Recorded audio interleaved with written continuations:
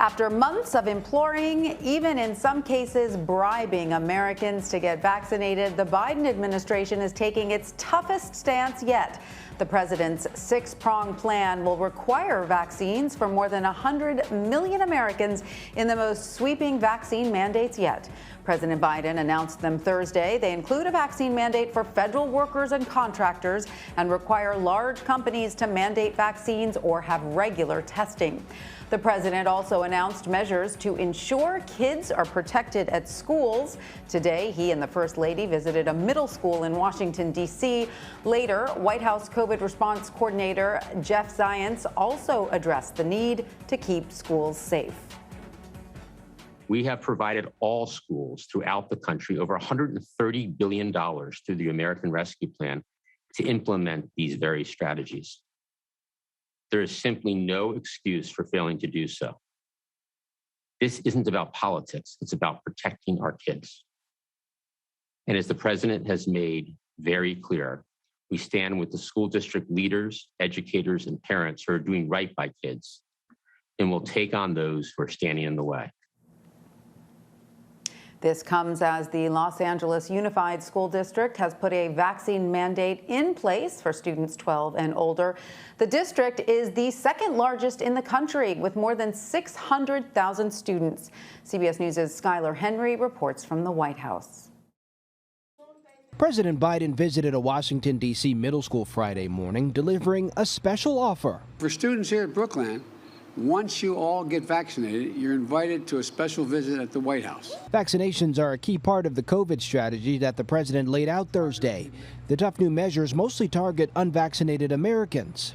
We've been patient, but our patience is wearing thin, and your refusal has cost all of us. Companies with more than 100 employees will be required to ensure workers are vaccinated or get tested weekly. Businesses that don't comply could face a $14,000 fine per violation. Weekly testing is not an option for federal employees and contractors. President Biden signed an executive order requiring them to be vaccinated or they could be fired. The measures are already drawing political fire, with some Republican governors and lawmakers calling the president's move unconstitutional. The Republican National Committee says it'll sue. Have at it. South Carolina Governor Henry McMaster denounced the new mandates, tweeting, "Rest assured, we will fight them to the gates of hell to protect the liberty and livelihood of every South Carolinian." At the same time, he's urging residents to get vaccinated. The vaccine is readily available, and that is the best thing that we know to do to protect the people. And starting today, fines are doubling for anyone refusing to wear a mask while flying, going up to $3,000 for repeat offenders. Skyler Henry, CBS News, the White House. For more on this, I want to bring in John Moore. He's a professor of microbiology and immunology at Weill Cornell Medical College. Professor Moore, welcome. So is this new mandate from President Biden what it will take to get more people vaccinated? It's essential, and I don't think it even goes far enough. I mean, it's 9/11 tomorrow. We lost 3,000 Americans on 9/11. We still remember that 20 years later. Over this weekend, we will lose 3,000 Americans from COVID because we're having 1,500 people dying a day, and they're almost all unvaccinated. So what does that tell us? We have to do something to stop the Delta wave in the unvaccinated population, and there are the best part of 100 million Americans who will not take the vaccines they're entitled to. So we have to introduce more measures. And so the president also said, because in addition to these vaccine mandates, there were other things he's putting into place, his administration is doing. The president also said that the production of rapid COVID tests would be ramped up, including at-home tests that you can do yourself. I think this was welcome news to a lot of people who have difficulty still accessing tests. Do you think this is something that could help get the pandemic under control? And how accurate are these sorts of at-home tests?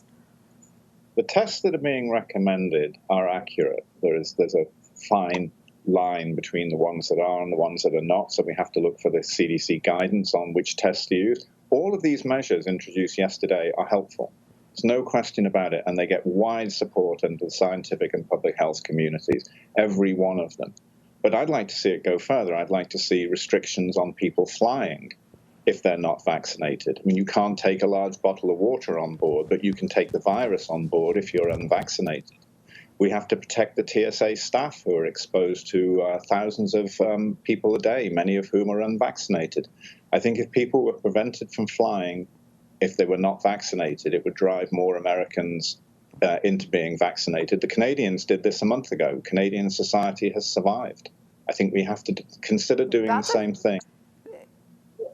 That's a very good point. Did the Biden administration address why they haven't taken that step yet? I think they're afraid of the pushback. There'll be even more negative reactions from Americans, but they're going to be given a choice. If this was put in place, they'd be given a choice. You can drive from New York to San Francisco, or you can get vaccinated and get on a plane. I don't see a moral distinction between them. You can't smoke on board as a public health measure. You can't take a gun on board as a public health measure, as a safety measure. And Professor Moore, we've also seen a concerning rise in COVID cases among children as they are now circulating back in school.